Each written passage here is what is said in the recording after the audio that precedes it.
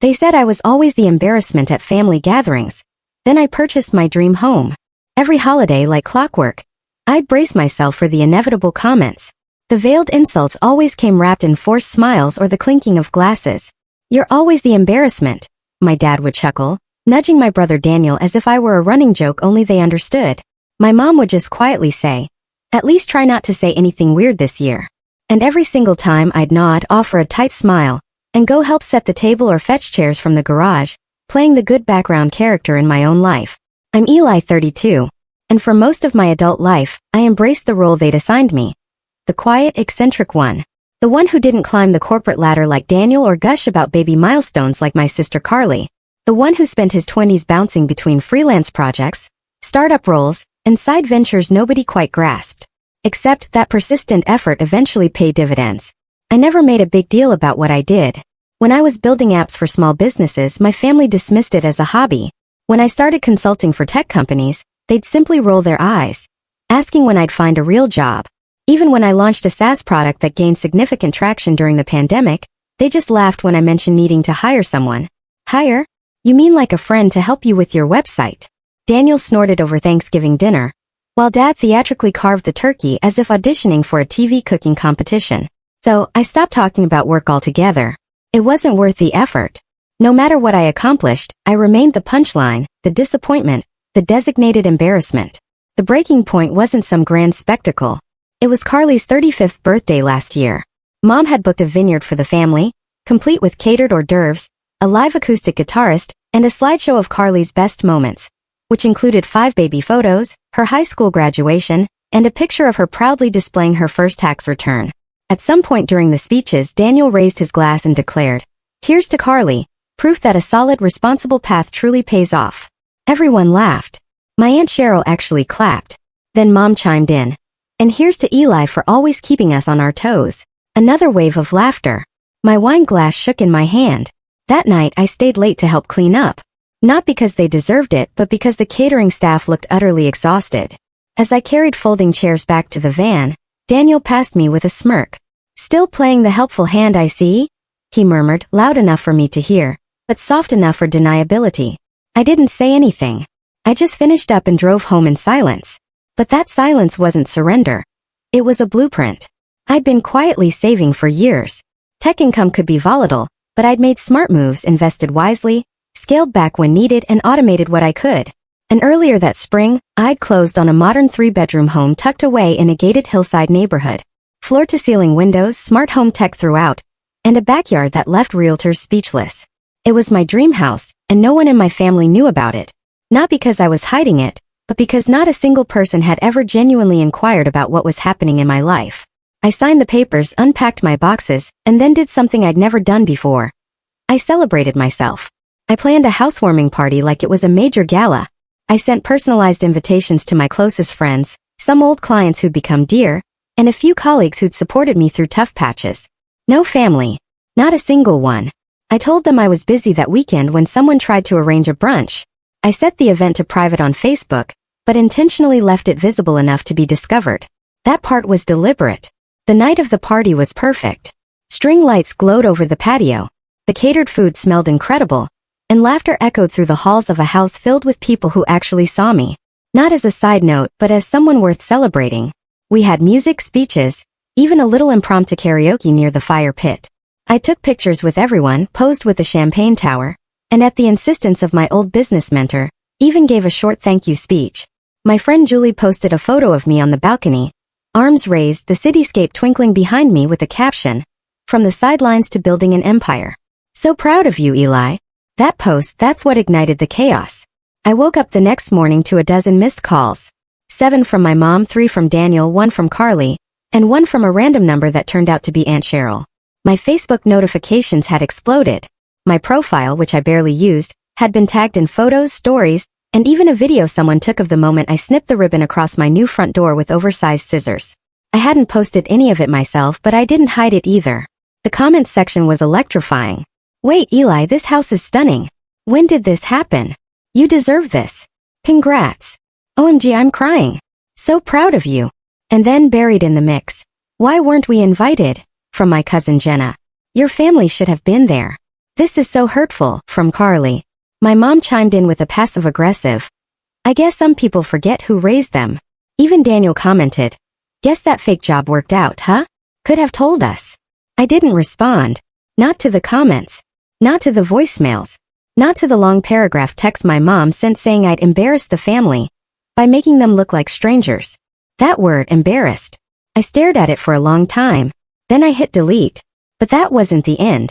2 days later, Daniel showed up at my gate, buzzing my intercom as if we were close. I held off on answering right away. I stood at the kitchen island, coffee in hand, watching his annoyed, impatient face through the doorbell camera. He was dressed like he'd come straight from the office, button-down shirt, a watch likely worth more than my first car, and that same patronizing expression he always wore before giving me advice. He pressed the buzzer again. Eli, he said into the speaker, his voice crackling. Seriously, I'm not here to fight. Just open the gate. I didn't respond. I waited. After the third buzz, he pulled out his phone, probably texting me. Sure enough, my phone lit up a second later. Daniel, open the gate. I'm not leaving until we talk. I let him wait another minute. Then with a deep breath, I pressed the gate release. He drove up slowly, scanning the front of the house like he was still trying to process it. He parked in the driveway on the left where the pavers were still spotless, and got out without saying a word. As he approached the door, I opened it before he could knock. So, he said, arms folded. This is real. I just leaned against the doorframe. Yeah. Why didn't you tell us? I let out a quiet laugh. Seriously, Dan. When was the last time you genuinely inquired about my life? He rolled his eyes. Come on, we're family. You called my business a hobby. You said I was always the help. Every holiday, you made it your mission to remind me I was the joke in the family. He raised a hand. That's not fair. It is fair, I said, my tone sharper now.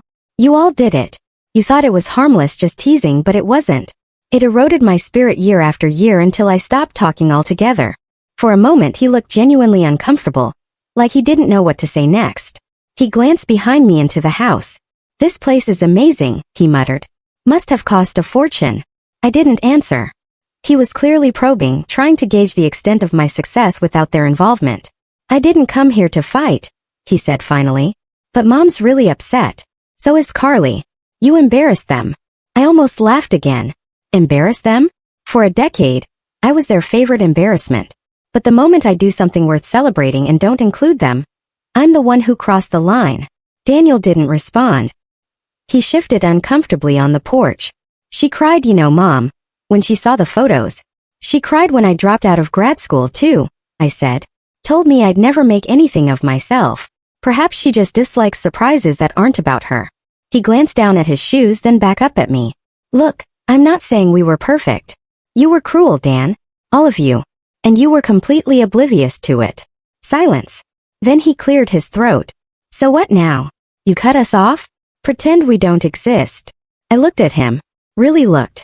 The same brother who used to shove me out of photos. Who once told me at a Christmas dinner that I was lucky to be included at all. And now here he was standing on my porch, implicitly seeking my approval. I'm not pretending anything, I said calmly. I'm just choosing who gets to be part of my life. His jaw tightened. So you're just going to keep punishing everyone? This isn't punishment, I said, my voice quiet. It's peace. Another beat of silence. Then he turned to leave. But before he reached his car, he turned back one last time. You're still bitter, he said. No house in the world changes that. I didn't flinch. And you're still arrogant. No amount of parties changes that. He drove off without another word. That afternoon, I got a message from my cousin Jenna. It was a screenshot of a group chat I wasn't in. My mom had written, I don't understand why he's doing this. We raised him, didn't we? Maybe he just likes making us look bad. Carly replied. He's always been a little off. I knew something like this would happen eventually. Then Daniel. Let him enjoy his little victory lap. It won't last. I read that line twice. It won't last. That was the moment I realized they still didn't believe any of it was real. They thought it was a fluke, a phase. They couldn't see me as successful because that would mean admitting they were wrong about me for years. So I made a decision. Not to retaliate, not to argue, but to continue my journey quietly, deliberately, ensuring they were privy to every step. The next morning, I accepted an offer to do a prominent guest spot on a popular tech podcast. That same week, I signed with an agency to expand my consulting business into a full-fledged firm. I updated my LinkedIn, posted a few shots from the party on my public profile. Nothing flashy, just enough to be seen. I didn't need their validation. I simply wanted them to understand they no longer held the starring role in my narrative. And that's when things took a sharp turn, because 3 days later, I got a message from my mom. Not a comment, not a voicemail, but a thick handwritten letter, hand-delivered by a courier service. Inside were 5 pages and a request. The envelope was thick, cream-colored, expensive, like something you'd expect for a wedding invitation or a legal notice. I almost didn't open it. A part of me wanted to toss it in the drawer unopened, let it collect dust with all the other things I'd been too tired to process over the years. But curiosity got the better of me. Inside were 5 handwritten pages on lined paper, the kind my mom always kept around the house in stacks. Her handwriting hadn't changed since I was a kid. Her familiar looping script, meticulously neat, with a heavy underline beneath every word she deemed significant. The first page started without a greeting. Just, I don't even know where to begin. I leaned back in my chair, phone on silent, coffee forgotten. She went on to say how hurt she was, how confused, how shocked she was to find out I had moved into such a nice home and didn't think to share that with my family. She wrote that she'd seen the Facebook photos, the comments from strangers congratulating me like they were the ones who raised me. She said it felt like being erased. By page 2, the letter subtly shifted tone. You always had a flair for drama, Eli. Even as a kid, remember? You used to hide in your room for hours if someone teased you, even if it was just a joke. We're family. Families poke fun sometimes. That's how we keep each other grounded. I felt my chest tighten. This wasn't an apology. This was a rewrite. A soft rebranding of years of belittlement as loving sarcasm. A passive reframing of their cruelty as mere teasing, their exclusion as tough love. And every line carried the same unspoken message. This is your fault for being too sensitive. Page 3 was a list of misunderstandings. How Daniel didn't mean it when he said I'd never succeed. How Carly had always admired my independence. How Dad was just old-fashioned and didn't understand modern careers. She underlined that word, old-fashioned. By page 4 she was making requests. Let's put all this behind us. Why not host another get-together? We can make it a family thing this time. Everyone's willing to try if you are. Then she dropped the real reason behind the letter. Your cousin Jenna mentioned something about your company growing. That's wonderful. Maybe we could all sit down sometime and talk about how to support each other financially or otherwise. You've always been good with money, and there are a few financial challenges we've been facing that perhaps you could guide us through. I stopped reading. The rest of the letter sat heavy in my lap, but I didn't need to see the last lines. I already knew what they would say, some variation of, we miss you. You're still part of this family. And maybe even, please respond soon. I stood up, walked to the window and looked out over the patio. The lanterns from the party were still hanging, swaying lightly in the breeze. The champagne glasses were gone, but the energy remained. The memory of laughter, of people cheering me, not tolerating me. And I realized something. This wasn't about healing. It wasn't about genuine connection. It was about retaining control. For the first time in their lives, they didn't get to decide how I showed up. I wasn't Eli the helper. Eli the weird one. Eli the embarrassment. I was Eli, the man who made it without them, and they resented it. I sat back down and stared at the envelope. There was one more page. I forced myself to read it. We'd like to come by and see the house. Maybe bring a bottle of wine, take a few photos, show everyone how proud we are. I think it would mean a lot to your father. I could feel my jaw clench. Not let's connect. Not what do you want. Just let's take photos. Let's show off. Let's prove we're proud now that it benefits us. That night I didn't reply. Instead I took the letter, scanned it and saved a copy. Then I lit a fire in the pit out back, poured myself a drink, and watched the pages curl into ash and disappear. 2 days later Carly tagged me in a post. A family dinner. All smiles. A caption that read, some might forget their roots, but we know what true family love means. The comments under it were something else.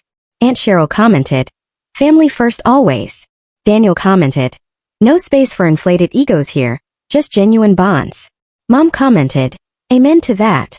And then buried under the pile, a comment from someone I hadn't talked to since high school.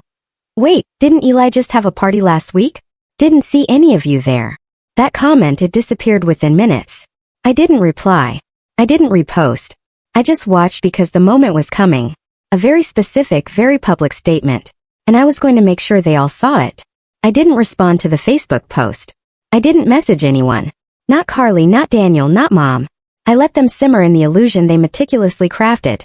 That nothing had truly changed, that they remained the epicenter of my life, the axis around which I quietly orbited. But behind the scenes I got to work. A month before, I'd been approached by a local magazine that featured up-and-coming entrepreneurs in the area. They wanted to do a profile on me, my tech company, my work with small businesses, my story. I'd originally turned it down, not wanting the attention. But now I called the editor back. We scheduled the interview for the following week. I didn't dress up or script my speech. I just spoke plainly, told them about the years of freelancing, the long nights building something from nothing, the struggles with being underestimated by people who thought success only looked one way. I left out the family drama, but it was there between the lines, threaded through my tone, my silences, the words I didn't say. The piece ran under the headline, From Underdog to Empire, how a local founder quietly built a 7-figure company. It featured a photo of me on the balcony of my home, city lights behind me. The caption reading, Eli Grant, 32, says he never truly belonged and eventually stopped trying to. I posted the article on my LinkedIn, tagged the magazine, and let it spread. The response was immediate. Clients reached out. Recruiters sent emails. Old classmates messaged, "Congratulations." Even one of my college professors left a comment. "You had it in you, Eli. Your capstone project was incredibly visionary." But the real reward came 3 days later. I got a message from my dad. Short, cold, predictable. Saw the article. Nice place. It would have been good to have family included. Let me know when we can come see the house. I didn't respond. The next day my mother called twice. Then a third time. I let it ring. Then Carly texted. "Can we talk?" "Just us." That one I answered. I agreed to meet her at a coffee shop near my old neighborhood, neutral territory. She was already sitting when I arrived, a latte in front of her, stirring it with careful, slow circles, as if trying to conjure courage from the foam. "Hey," she said. I sat down across from her. "Hey." For a few moments we didn't speak. Then she exhaled hard and said, "Look, I know we've been awful. I won't pretend otherwise. We didn't take you seriously, and that wasn't fair." I nodded once. Let her keep going. I think a lot of it was jealousy. And maybe fear too. You didn't follow the script. You didn't go to grad school or get married or have the kind of life people post about. And when it started working for you anyway, it scared people. That surprised me. The honesty in it. "But Eli," she continued, "shutting us out. The party, the photos, the interviews, you made us seem like outsiders." I leaned forward. "Because you became strangers. You became strangers to me years ago. I just didn't have the words or the confidence to say it. Every time you laughed at me or left me out or made me feel like the family's designated oddity instead of a true member, you drove a wedge deeper." She looked down, her jaw clenched. "So is that it? We're just cut off?" "No," I said. "But the terms are different now. I'm not begging for a place at the table anymore. And I'm certainly not offering emotional discounts to people who constantly question my worth." She nodded slowly. "So what are the terms?" I sipped my coffee. "You don't speak for me. You don't show up uninvited. And if you want to be part of my life, you do it as equals. Without jokes at my expense, without snide comments, without veiled requests for favors dressed up as reconnecting." Her eyes watered, but she didn't argue. "Okay," she whispered. "I hear you." We talked for another 20 minutes. It wasn't warm, but it was real. And that was more than I'd had in years. She didn't ask for money. She didn't ask to see the house. She just asked, "Can I try to do better?" And I said, "Yes," but in my mind I added, "We'll see." The fallout came 2 weeks later. My father tried to organize a family dinner at a restaurant, just the 5 of us. I declined the invitation politely, firmly. I told them I was busy with work, which was true. I'd just been invited to speak at a tech conference in Vancouver, and was prepping my slides. The next day Daniel called. He left a voicemail I saved. "You think you're better than us now? Just because you stumbled into some luck, doesn't mean you're not the same awkward loser you always were. Money doesn't buy respect, Eli. It just buys bigger walls." He was right about one thing. I was the same in many ways. Still quiet, still a bit introspective, still a little awkward, but I wasn't fragile anymore. I no longer needed their validation to breathe. That weekend I hosted another party. Not a huge one, just a private dinner for a few close friends, mentors, and one very specific guest. Carly. She showed up with a bottle of wine and a nervous smile. I welcomed her in, gave her a tour, and watched her eyes widen at every room. She kept saying, "You actually did this. You truly succeeded." And I finally let myself smile without bitterness. "Yeah," I said. I did. She was different that night. Quieter, more thoughtful. I caught her lingering in my home office, staring at the whiteboard covered in notes, at the plaques and framed articles.